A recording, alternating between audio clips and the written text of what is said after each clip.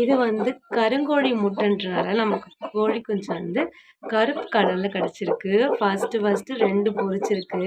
இன்னைக்கு நைட்டுக்குள்ளே எல்லாமே மீதி இருக்கட்டும் பொரிஞ்சிடும். இங்கே பாருங்கள் எக்ஷெல் இதுலேருந்து தான் குட்டி வந்திருக்கு. நம்ம இதை எடுத்து வெளியே வச்சிடலாம். ஏன்னா நெக்ஸ்ட்டு பொரிக்கிறதுக்கு அதுக்கு ஈஸியாக இருக்கும். இல்லைன்னா இந்த குட்டிங்களுக்கு அதெல்லாம் குத்தும். குட்டி கத்துது, சவுண்ட் கேட்குதா அவங்களுக்கு?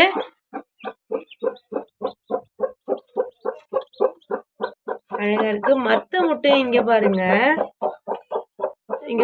மூக்கு குத்தி வந்துட்டு இருக்கு.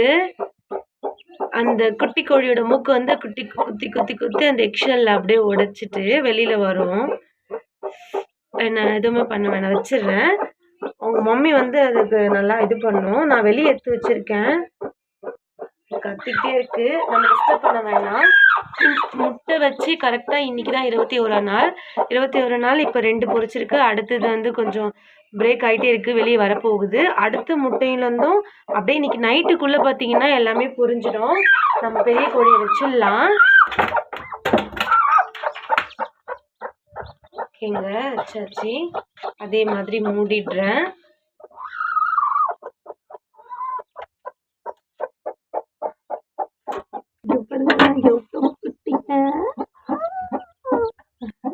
அதோட மூக்கு இங்க இருக்கு பாருங்க.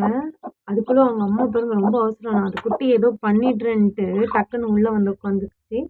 இதோ பாருங்க மூக்கு. இந்த மூக்கு தான் இப்படி குத்தி அந்த எக்ஷெல்ல உடைச்சிட்டு அப்படி வெளியில வரும். நம்மளும் ஹெல்ப் பண்ணலாம், அதெல்லாம் ரொம்ப கேர்ஃபுல்லா பண்ணணும்.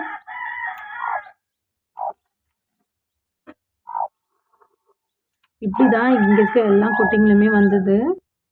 இந்த ஒரு குட்டி ரொம்ப கஷ்டப்பட்டுட்டு இருக்கு. ஸோ அதுக்கு ஹெல்ப் பண்ணலாமேன்னு தான் நான் இதை பண்ணிட்டு இருக்கேன். பார்க்கவும் பயமா தான் இருக்கு. ஆனா இதுக்கு முன்னாடி நான் பண்ணியிருக்கேன், அதனால எனக்கு கொஞ்சம் ப்ராக்டிஸ் ஆயிடுச்சு. நீங்க ஃபர்ஸ்ட் டைம் பண்றீங்கன்னா ரொம்ப கேர்ஃபுல்லா பண்ணுங்க. உள்ள இருக்க குட்டிக்கு ஒண்ணுமே ஆகக்கூடாது.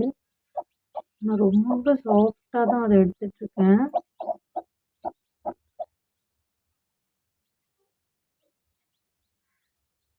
ஓகே, இந்த அளவுக்கு நம்ம எடுத்துட்டோம்னா அது முடியெல்லாம் ஒட்டிட்டு இருக்கும். அதுல கொஞ்சம் லிக்விட் இருக்கும்ல, தண்ணியா. ஸோ அதனால அந்த முடியெல்லாம் வந்து இப்படி ஒட்டிட்டு இருக்கு. அவங்க அம்மா மேல எப்படி உட்காந்துச்சு அது. அவங்க கஷ்டப்பட்டுட்டு இருக்கு. ஓகே, இப்போ அவங்க மம்மி கிட்ட நீ அதை எதுவுமே பண்ணாத குட்டி. அது டாய்லெட் அது ஒன்றும் இல்லை. இப்போ அவங்க மம்மி கிட்ட இருந்துச்சுன்னா அது கொஞ்சம் சூடு கொடுத்துச்சுன்னா அது கொஞ்சம் இது வந்துடும். இது பாப்பா.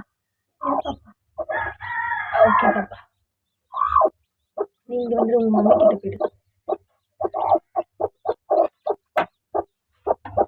இப்படிதான் இங்க பாருங்க, ஒரு எக்ஷெல்ல இருந்து வந்த குட்டி கோழி குஞ்சு இந்த மாதிரி தான் இருக்கும்.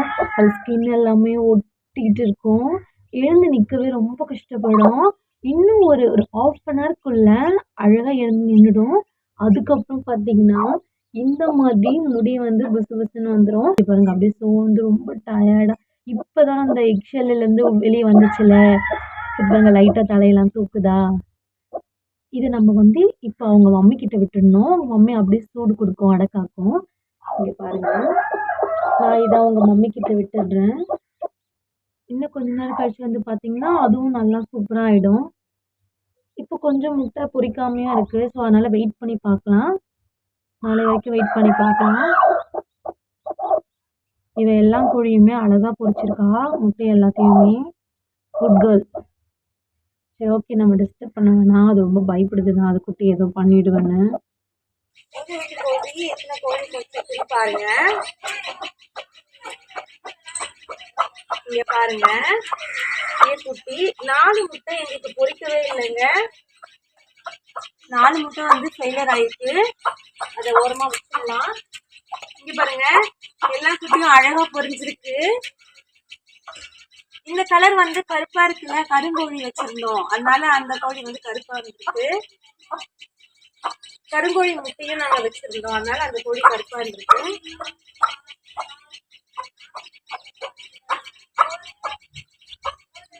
ஆனா வந்து ஒரு கோழி வந்து அப்படியே புரிஞ்சே வந்து செத்து போயிருக்கு. இங்க 4 முட்டை வந்து ஃபெயிலியர் ஆயிடுச்சு, பொரிக்கவே இல்லை. ஒரு கோழி பாருங்க நல்லா ஃபுல்லாமே அழகா வந்துருக்கு. ஆனா இன்னும் கொஞ்சம் பருவு கூட, அதனால அது இறந்துட்டு இருக்கு.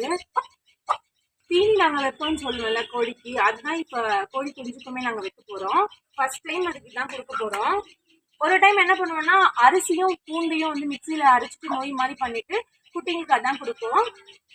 ஆனால் இந்த வாட்டி நாங்கள் தீனியே குடிச்சு பார்க்கலாமே அப்படின்னு சொல்லிட்டு தீனி கொடுக்குறோம். கரெக்டாக 21 நாளில் இந்த மாதிரி 9 குஞ்சு பொரிச்சிருக்குதுங்க. 4 முட்டை ஃபெயிலியர் ஆயிடுச்சு. ஒரு கோழி வந்து நல்லா வந்திருக்கு, கருலாம் உருவாயிருக்கு, அழகா புரிஞ்சிருக்கு. ஆனா என்னன்னு தெரியல, இறந்துட்டு இருக்கு. இங்கே பாருங்க, காக்கா வந்து பார்த்துட்டு இருக்கு. எப்பவுமே கோழி குஞ்சு எங்கேயாவது இருந்ததுன்னா காக்கா வந்து குத்தி தூக்கிட்டு போயிடும். அதனால் நம்ம உஷாராக பார்த்துக்கணும். இதுக்காகவே இந்த கூடை வச்சுருக்கோம். இப்போது ஒரு கொஞ்ச நாளைக்கு இப்போ காலையில் வரைக்கும் என்ன பண்ணுவோன்னா இந்த கூடையில் போட்டு வச்சுருப்போம். நைட் ஆனால் வந்து உள்ளே தான் எடுத்துகிட்டு போயிடுவோம், வெளியில் கண்டிப்பாக வைக்க முடியாது. அதே மாதிரி பெரிய கோழிங்கெல்லாம் வச்சுருக்கோம்ல, அந்த கூண்டுலேயுமே வந்து இதை போட முடியாது. அந்த கோழிங்க வந்து இதை சேர்த்துக்காது, குட்டிங்களை குத்தும். இப்போ இவங்கள வந்து ஒரு மாதம் கிட்ட நாங்கள் தனியாக தான் வச்சுருப்போம். கொஞ்சம் நல்லா வளர்ந்ததுக்கு அப்புறமா தான் அதுக்கப்புறம் எடுத்துகிட்டு போய் கோழி கூண்டில் எல்லா கோழியோடும் விட்டுருவோம். காக்கா பாருங்க கோழி குஞ்சு பார்த்துட்டு கத்திக்கிட்டே இருக்கு. இப்போ தனியாக நாங்கள் இல்லைன்னா கண்டிப்பாக இதை குத்தி தூக்கிட்டு போயிடும். தண்ணியை ஊற்றிடுச்சிங்க. அங்கே பாருங்க கோழி குட்டியுமே வந்து தீனி சாப்பிட கற்றுக்குச்சுங்க. அங்கே பாருங்க குத்தி சாப்பிடுது பாருங்க. அவங்க அம்மா சாப்பிடுதில்ல, அதை பார்க்குதில்ல, அதே மாதிரி பண்ணுது பாருங்க. ஆனால் இது வரைக்குமே நாங்கள் வந்து அரிசியும் பூண்டையும் வந்து மிக்சியில் நோய் மாதிரி அரைச்சிட்டு அதுதான் குட்டிங்களுக்கெலாம் போட்டிருக்கோம் ஃபஸ்ட்டு டைமு. இந்த வாட்டி சரி தீனியே போட்டு பார்ப்போமே அப்படி சொல்லிட்டு தீனியே வச்சுட்டோம். பரவாயில்ல, சாப்பிட கற்றுக்குச்சுங்க. இது எல்லாமே பொரிஞ்ச 1 டேல பாருங்க அவங்களே தீனி சாப்பிட வந்துட்டாங்க கரெக்டாக.